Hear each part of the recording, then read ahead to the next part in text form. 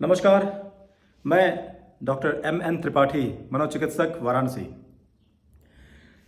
पश्चिमी अफ्रीका का एक देश नाइजीरिया, जहाँ पर पढ़ाई लिखाई को एक फैमिली अफेयर की तरह देखा जाता है। फैमिली अफेयर कहने का मेरा मतलब यह है कि अगर एक परिवार में 4-5 बच्चे हैं तो सारे परिवार के सदस्य मिल करके ये निर्धारित करते थे कि इनमें से कौन सा बच्चा ज़्यादा समझदार है और पढ़ाई की तरफ जागरूक है।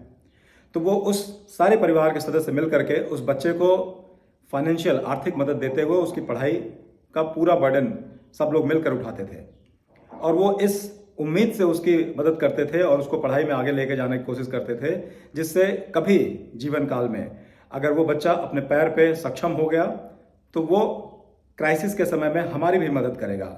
इस अवधारणा के साथ वो उनकी मदद करते हैं।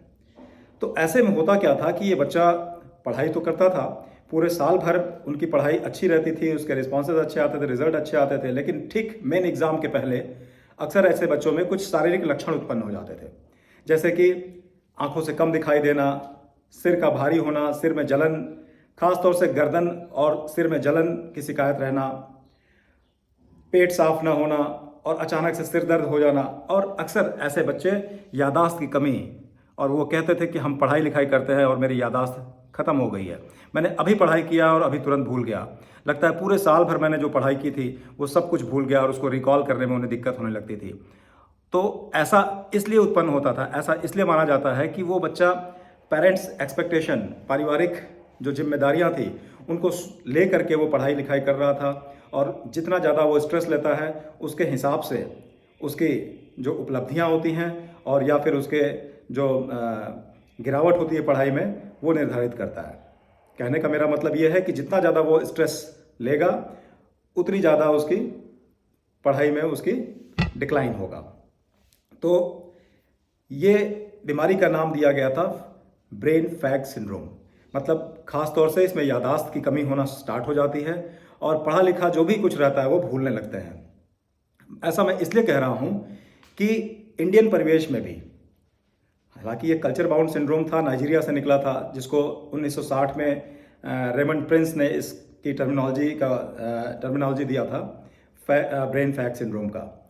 लेकिन अगर हम भारतीय परिवेश में देखें तो यहाँ पर भी जो पढ़ाई लिखाई की जाती है, जो बच्चे पढ़ाई करते हैं उनके ऊपर पेरेंटल प्रेशर ज़्यादा होता है या पेरेंट्स की एक्सपेक्टेशन ज़्यादा होती है। आए दिन हम ये देखते रहते हैं कि एग्ज़ाम के ठीक पहले बच्चे तबीयत ख़राब होकर के आते हैं।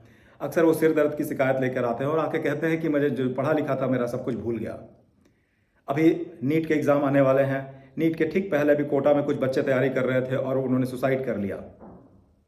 तो कहीं ना कहीं से ये दबाव है, ये मानसिक दबाव है।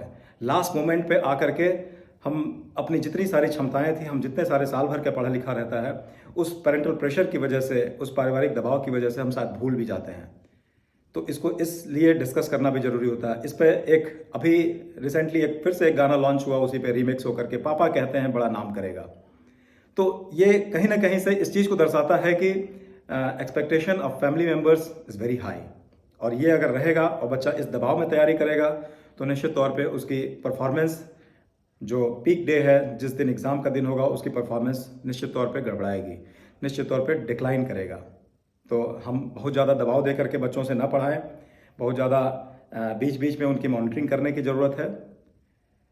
इसी को हम ब्रेन फैग सिंड्रोम कहते हैं। और ये ब्रेन फैग सिंड्रोम, हालांकि अब ये टर्मिनोलॉजी यूज़ नहीं की जाती है, लेकिन इसके जो लक्षण हैं अभी भी हमारे जो इंडियन सिनारियो है, इंडियन परिवेश में है, दिखाई देता है कि बच्चे सिर दर्द, घबराहट, बेचैनी और लास्ट मोमेंट पे यादाश्त की कमी तो लेकर के आते हैं। धन्यवाद।